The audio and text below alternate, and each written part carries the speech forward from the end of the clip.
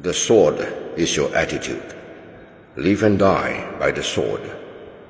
Being sociable and mixed with many people may not be necessarily good. It's best to calibrate behaviors and choose to socialize wisely. Avoid those who lack good ethics and morals. Avoid egoistic braggarts. Avoid the ill-mannered. Avoid the idling, lazy kind. Avoid those who consistently leech on you. Avoid those who consistently and unjustly speak ill of others. Avoid those who refuse to think for themselves. Avoid those who can be easily led by others. Avoid those who are unpleasantly rough or jarring to the senses. Avoid those who have an attitude of indifference towards others.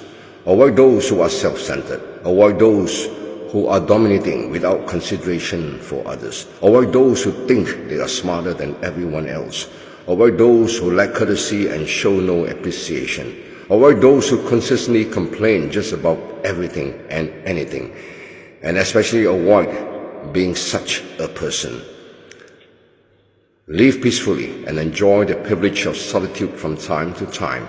Often reflect inwards to understand how you can be better in the pursuit of happiness. Time flies. Time flies.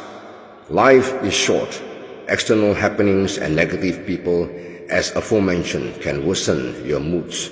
Bad moods affect your body chemistry and shorten your life. Never be bothered by people who wag their tongues at you. You know yourself better and must practice mental radical surgery through meditation and self-reflection to improve your inner self.